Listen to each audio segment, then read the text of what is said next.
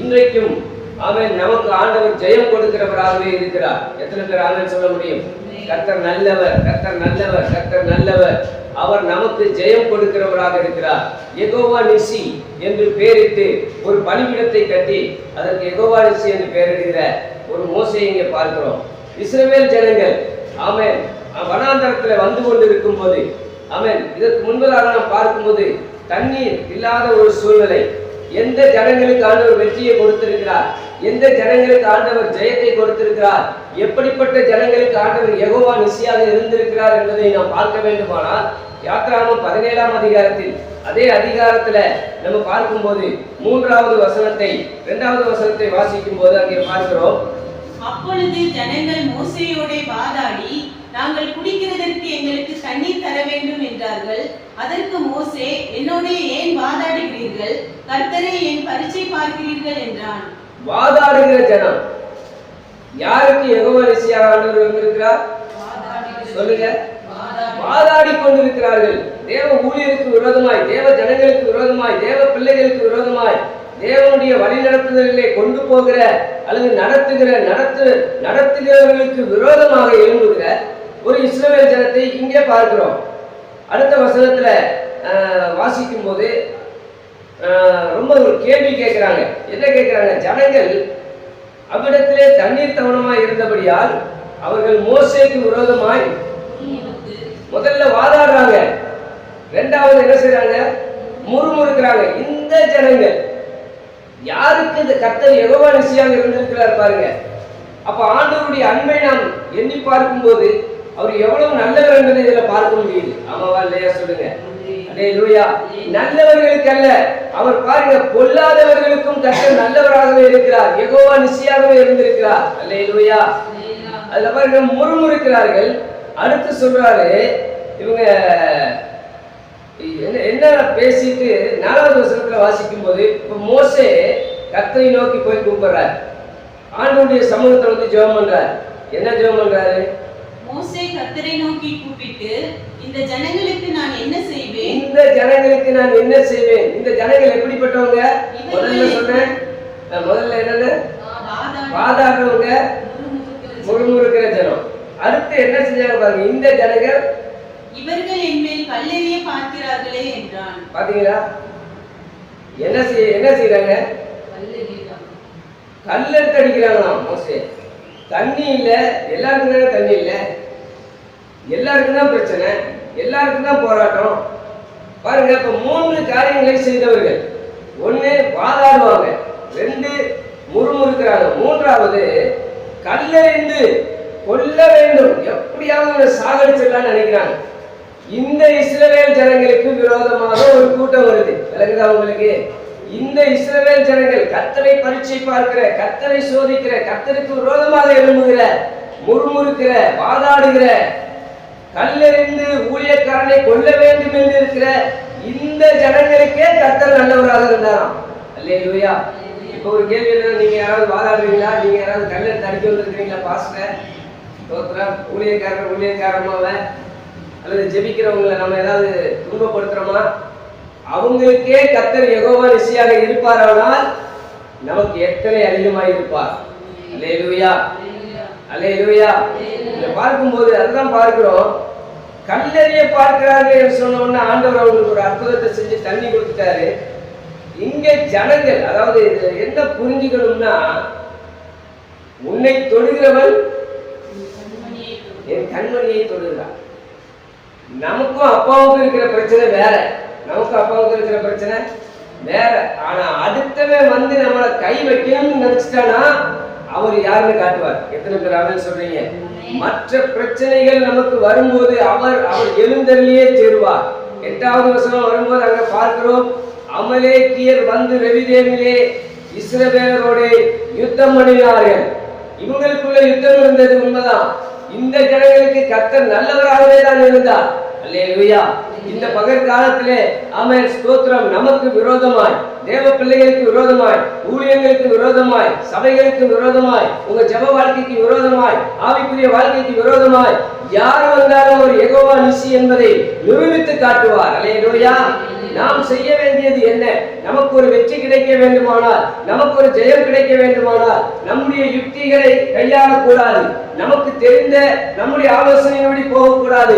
கர்த்தருடைய சமூகத்துக்கு போய் நாம் தேவனை தேடி ஆண்டவர் என்ன சொல்லுகிறாரோ அதை செய்யும் போதுதான் அவர் யெகோவா நிசியாக வெளிப்படுகிறார். அல்லேலூயா.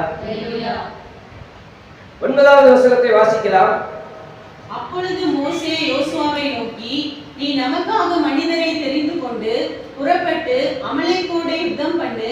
நாளைக்கு நான் மலை உச்சியில் தேவனுடைய கோலை என் கையில் பிடித்துக் கொண்டு நிற்பேன் என்றான். யாருடைய கோல்? தேவனுடைய கோல். ஆனால் அது யாருடைய கோல்? மோசேயினுடைய கோல். அந்த மோசேயினுடைய கோல் இப்பொழுது யாருடைய கோலாக இருக்கிறது? தேவனுடைய கோலாக இருக்கிறது. அப்போ தேவ ஜனங்கள் ஒரு யுத்தம் என்று வரும்போது தேவனுடைய சமூகத்துக்கு தேவனுடைய நாமத்தை உயர்த்தி பிடிக்கிறவர்களாய் காணப்பட வேண்டும். அல்லேலூயா. அவர் சொல்ற ஒரு தெளிவான ஒரு டிசிஷன், ஒரு தெளிவான ஒரு முடிவு. ஒரு யுத்தம் வரும்போது, ஒரு பிரச்சனை வரும்போது, ஒரு போராட்டம் வரும்போது நம்முடைய சரியான ஒரு தெளிவான திட்டமிடுதல் நமக்கு தேவை. ஆமென் சொல்லுங்க. அல்லேலூயா. இப்ப இவரே சொன்னாரு, நான் மலை உச்சிக்கு போறேன், நான் வந்து நிற்பேன், அந்த மலை உச்சியில தேவனோடு கூட நான் நிற்பேன், ஆண்டவருடைய சமூகத்துல நிற்பேன், நீ யுத்த களத்துல நிற்க வேண்டும். 12ஆம் வசனத்துக்கு வரும்போது ஸ்தோத்திரம், மோசேயினுடைய கைகள் அப்பொழுது அவர்கள் ஒரு கல்லை கொண்டு வந்து கீழே வைத்து அது மேல் அவனை உட்கார வச்சு 2 பேரும் 2 பக்கம் கையை தூக்கி பிடிக்கிறாங்க. கை உயர தூக்கி இருக்கும் போது, ஆண்டவருடைய நாமத்தை உயர்த்தும் போது, கர்த்தரை துதிக்கும் போது, ஆண்டவரை நோக்கி பார்க்கும் போது, கர்த்தருக்கு நேரா கையை உயர்த்தி நிற்கும் போதுதான் ஜெயம் கிடைக்கிறது. தார விடும்போது அங்கே தோல்வி வருகிறது. இங்கே இதில் நாம் கற்றுக்கொள்ள வேண்டியது என்ன? ஆண்டவர் நாமத்தை நாம் உயர்த்தி பிடிக்க வேண்டும். அல்லேலூயா. அல்லேலூயா. அவரது கோலும் தடியும் நம்மை தேற்றுகிறதா இருக்கிறது. இது தேவனுடைய கோல், தேவனுடைய வார்த்தை, தேவனுடைய நாமம். இந்த நாமத்தை உயர்த்தி பிடிக்கிற ஒரு இடமாக அந்த இடம் மாறுகிறது. அல்லேலூயா. அல்லேலூயா. இங்கே யோசுவா கீழே என்ன செய்யறாரு? 13வது வசனத்துல ஆமென், யோசுவா அமலேக்கையும் அவன் ஜனங்களையும் பட்டய கரக்கினாலே முறியடித்தான். யோசுவாவின் கையில் பட்டயம், மோசேயின் கையில் தேவனுடைய கோல். ரெண்டும் தேவை. பக்கத்துல பார்த்து சொல்லுங்க, ரெண்டும் தேவை. அல்லேலூயா. மோசேயினுடைய கையில் இருக்கிற தேவனுடைய கோல் தேவை, வசனம் தேவை. இன்னொரு பக்கம் ஆவியின் பட்டயமாக காணப்படுகிறது. அல்லேலூயா. சத்துருக்களின் கிரியைகளை அழிக்கிற யோசுவாவின் பட்டயம் தேவை. இன்றைக்கு சத்துருக்கள் வரும்போது அதிலே ஆண்டவர் ஜெயத்தை கொடுக்கிறவராக காணப்படுகிறார். அல்லேலூயா. இப்ப மோசே கிட்ட ஆண்டவர் சொல்றார் 14வது வசனத்துல, பின்பு கர்த்தர் மோசேயை நோக்கி, பாருங்க, எந்த இடத்துல அவன் தேவனுடைய நாமம் உயர்த்தப்படுகிறதோ அந்த இடத்திலே கர்த்தர் பேச ஆரம்பிக்கிறார். எந்த இடத்துல யுத்தமோ, எந்த இடத்துல பிரச்சனையோ அந்த இடத்துல தான் கர்த்தர் திட்டமா தெளிவா பேசுவார். எத்தனை பேர் ஆமென் சொல்றீங்க? அல்லேலூயா. பின்பு கர்த்தர் மோசேயை நோக்கி, இதை நினைவு கூற வேண்டும். அப்ப நமக்கு ஜெயம் கொடுக்கிற தேவனை எப்படி ஆண்டவர் எனக்கு வெற்றி கொடுத்தார் என்பதை நாம் என்ன செய்யணும்? நினைவு கூற வேண்டும். நீ ஒரு புஸ்தகத்துல எழுது, யோசுவாவின் செவி கேட்கும்படி போய் வாசி. அல்லது யோசுவா என்ன நினைப்பாரு? நான் வெற்றி வீட்டுறதுனாலதான் ஜெயம் வந்துருச்சுன்னு நினைப்பாரு. நீ என்ன எழுதணும்? என் கை அசந்து போச்சு, நான் தேவனுடைய கோலை பிடிச்சுக்கிட்டு இருந்தேன், என்னால நிக்க முடியல, கை தளர்ந்து போச்சு. அப்ப ஆரோனும் ஊரும் என்ன செஞ்சாங்க? ஒரு கல்லை எடுத்துட்டு வந்து வச்சாங்க, என்னை உட்கார வச்சுட்டு அவங்க 2 பேரும் சேர்ந்து பிடிச்சாங்கப்பா.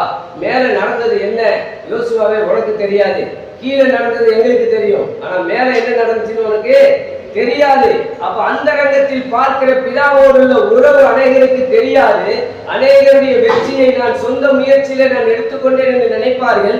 அவர்களுக்கு சொல்ல வேண்டும், இந்த ஜெயம் ஜெபத்தினால் வந்தது. அல்லேலூயா. இந்த ஜெயம் என்னால் ஆனதல்ல, இது தேவனுடைய வார்த்தையினால் வந்தது. இந்த ஜெயம் ஆண்டவர் இயேசு எனக்கு கொடுத்தது. அல்லேலூயா. இந்த மேற்கொள்ளுதல் எனக்கு வந்ததற்கு காரணம் இயேசுவின் நாமம். அல்லேலூயா. எல்லாம் சொல்லுங்க, மேற்கொண்டார்கள். சத்தமா சொல்லுங்க, மேற்கொண்டார்கள். லூக்கா 10ஆம் அதிகாரம் 19வது வசனம், இதோ சர்ப்பங்களையும் தேள்களையும் மிதிக்கவும். லூக்கா 10:19. இதோ சர்ப்பங்களையும் தேள்களையும் மிதிக்கவும் சத்துருவினுடைய சகல வல்லமையையும் மேற்கொள்ளவும் உங்களுக்கு அதிகாரம் கொடுக்கிறேன். இப்ப புதிய ஏற்பாட்டுக்கு வரும்போது உங்களுக்கு அதிகாரம் கொடுக்கிறேன், ஒன்றும் உங்களை சேதப்படுத்த மாட்டாது. ஒன்றும் சேதப்படுத்தாது. எத்தனை பேர் ஆமென் சொல்ல முடியும் இந்த வார்த்தைக்கு?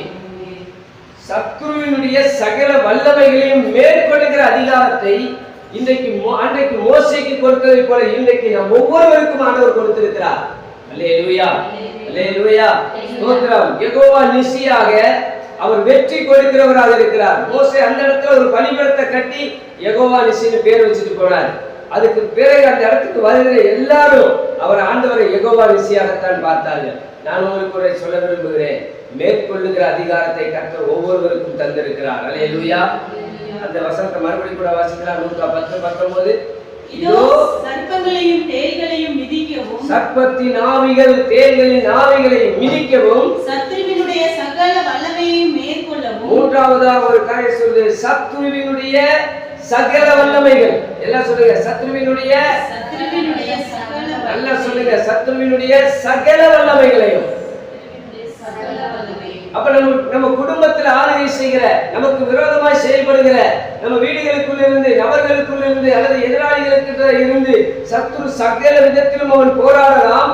அதை மேற்கொள்ளுகிற அதிகாரத்தை தேவன் எனக்கு கொடுத்திருக்கிறார். அல்லேலூயா. அதுதான் தேவனுடைய கோல். அந்த கோல் அதிகாரத்தின் கோல். அதுதான் யோசுவாவின் பட்டயம். இந்த வேத வசனம் வாக்குத்தத்தம் என்கிற ஆவியின் பட்டயத்தை நாம் எடுத்துக்கொள்ள வேண்டும். தேவனுடைய வார்த்தையை நாம் எடுக்க வேண்டும். அல்லேலூயா. யுத்தத்துக்கு போகும்போது நீ ஆவியின் பட்டயத்தை எடுத்துக்கொள்ள என்று ஆண்டவர் சொன்னார். இன்றைக்கு ஒன்றை நாம் புரிந்து கொள்ள வேண்டும். இன்றைக்கு நான் வீட்டுக்கு போகும்போது சத்துருவினுடைய சகல வல்லமைகளை மேற்கொள்ளுகிற அதிகாரத்தை ஆண்டவர் எனக்கு கொடுத்து அனுப்ப போகிறார். என் வீட்டிலே கிரியை செய்கிற, என் இடத்திலே கிரியை செய்கிற, வேலை ஸ்தலத்திலே கிரியை செய்கிற அத்தனை அசுத்த ஆவியினுடைய கிரியைகளையும் அத்தனை அசுத்த ஆவியினுடைய வல்லமைகளையும் நான் அழிக்க போகிறேன். அல்லேலூயா, அல்லேலூயா. அப்ப நம்ம கையில் அந்த அதிகாரத்தை தேவன் கொடுத்திருக்கிறார். அந்த அதிகாரத்தை எடுத்துக்கொண்டு நாம் செல்ல வேண்டும்.